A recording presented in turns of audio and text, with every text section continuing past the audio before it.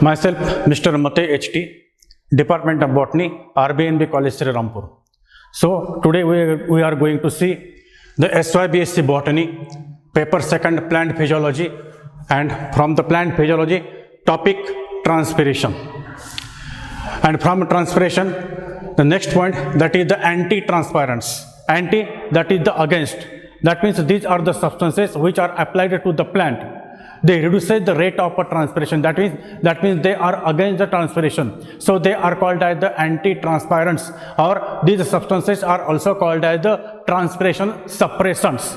So this is the definition of the anti-transparent. Now there are the two different types of the anti-transparents on the basis of mode of their action. Now they are divided into the two groups.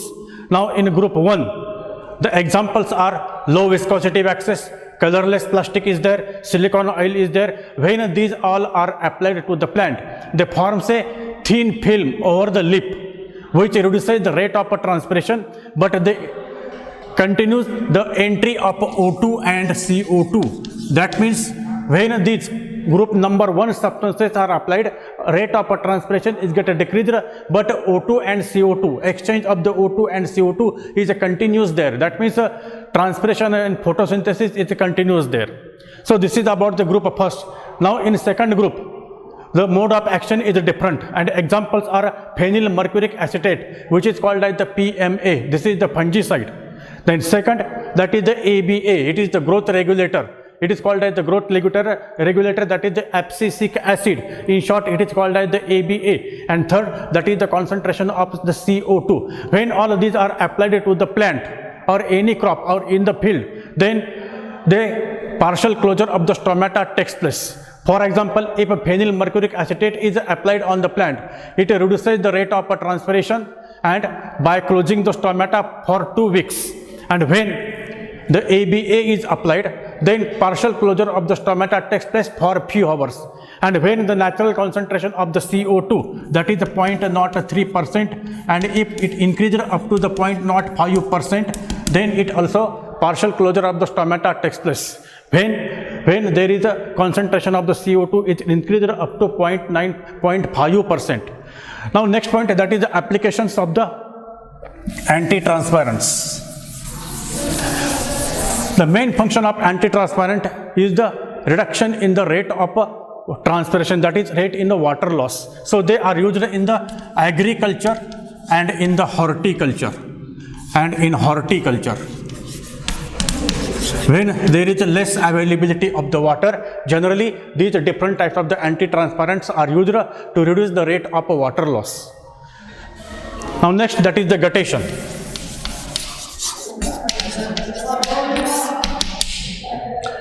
Now guttation is defined as the loss of water in the form of liquid through the uninjured tip from the margin of the lip is called as the guttation.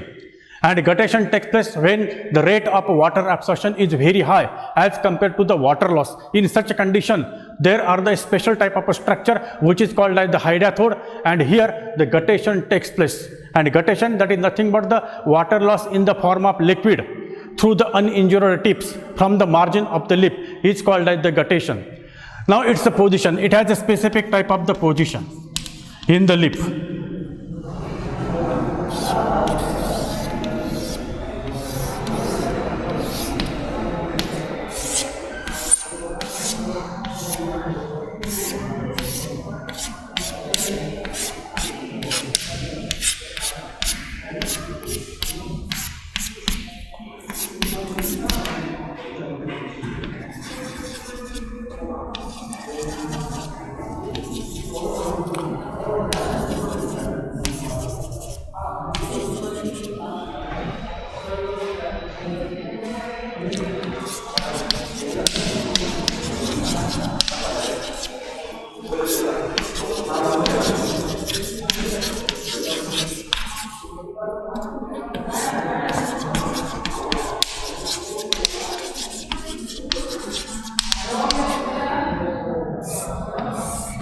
Now this is the lip, and these are the veins and lateral veins of the lip, and at the end At the vein ending there is the hydathode, and hydathode has a special type of structure, and this is the gutated water. That means the water which comes from the hydathode is called as the gutated water. Now structure.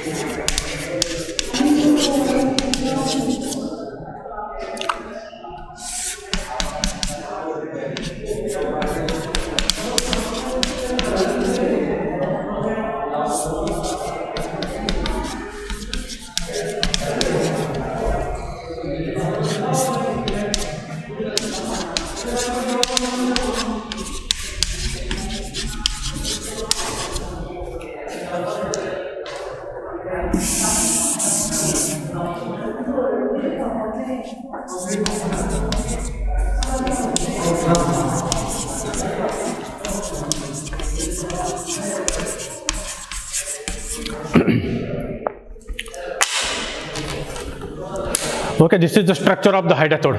This is the margin or end of the lip, and toward the lower side, that means toward the stalk side, there are the veins, lateral veins are there. They are called as the xylem. In that vein there are the xylem and phloem, and xylem are full with the water.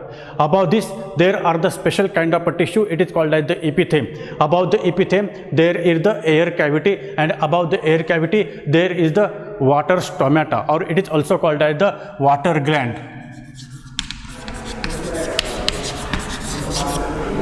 Now when the rate of water absorption is very high as compared to the rate of transpiration, then these xylem elements or these veins, lateral veins, they are full with the water.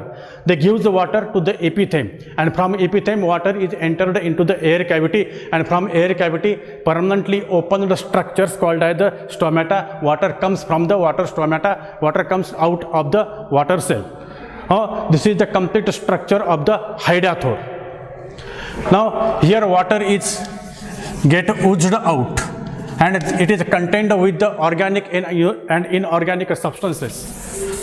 Now there are about 333 plants which shows the guttation. And for example, potato is there, tomato is there, and grasses. This shows the guttation. So this is all about the guttation. Now there is the last point from this topic, that is the factors affecting the rate of transpiration. Now there are two different types of the factors, that is the external factors and internal factors. Internal factors are in the plant body, and external factors generally they are the different types of the climatic factors.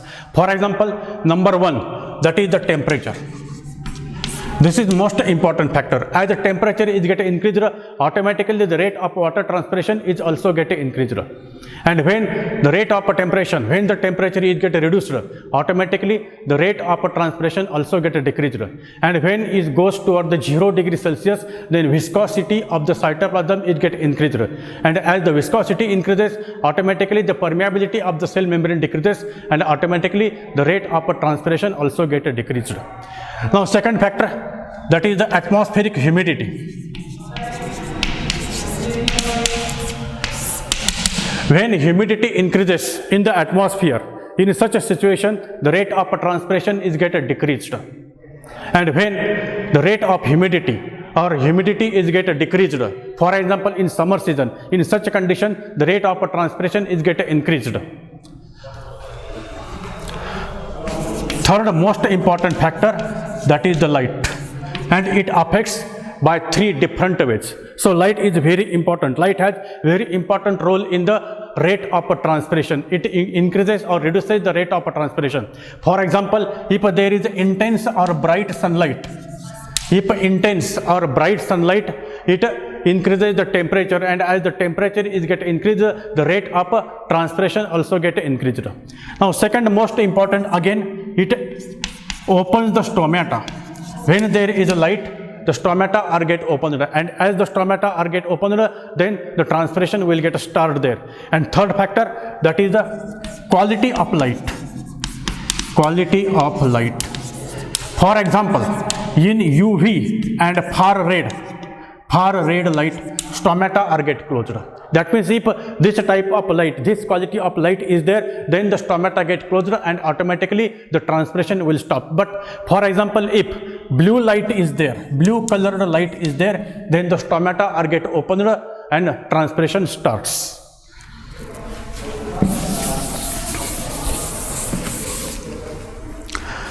Then atmospheric pressure. Atmospheric pressure. This is also important. Not all the time, but sometimes atmospheric pressure is also important. When atmospheric pressure is get increased, then there is a density of air is get increased, and in such a condition, the rate of transpiration is get decreased. But when this air pressure is get decreased, automatically the rate of transpiration is get increased. Then water content of soil. Water content of soil.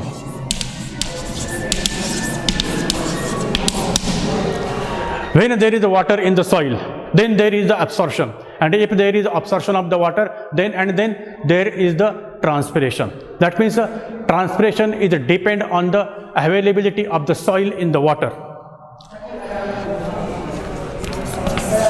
Wind velocity. Wind velocity. As wind velocity increases, automatically the rate of transpiration is get increased. But at very high wind velocity, the stomata get closed, and then transpiration will get stopped. Spray and dust. There are different types of the agrochemicals. The spray of agrochemicals forms a thin layer, and also the dust, which also forms a thin layer over the plant surfaces. And this also reduces the rate of transpiration. Now all these are the external factors, that means the different types of the environmental factors which increases or decreases the rate of transpiration. Now there are some internal factors also.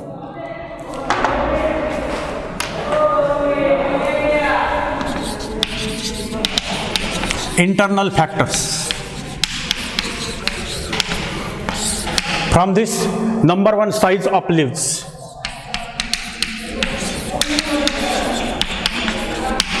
Now generally what happens, as the size of a leaf is get increased, automatically the transpiring surface is get increased, and also the number of stomata are get increased, and automatically the rate of transpiration is get increased. But for example, in xerophytic plants, the size of leaf is very, very small, and in such a condition, the rate of transpiration is get decreased. Number two, cuticle.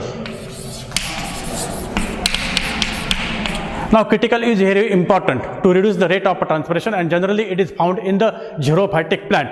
On the lip of a xerophytic plant, there is a thick layer of the cuticle which reduces the rate of transpiration. Then third, number and size of stomata. Number and size of the stomata. Now this number and size of the stomata is different in a different plant, but it ranges in between 50 to 300 stomata per square millimeter. This is the normal range of the stomata. It is different in a different plant. That means if the stomata are less in a number, then the rate of transpiration is decreased.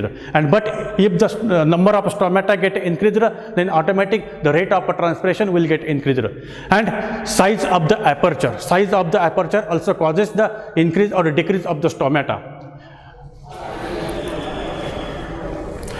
For water content of the mesophyll cell. Water content of mesophyll cell. If there is water in the mesophyll cell, then there is the transpiration, and if there is no water in the mesophyll cell, then the rate of transpiration will get decreased or it completely stops.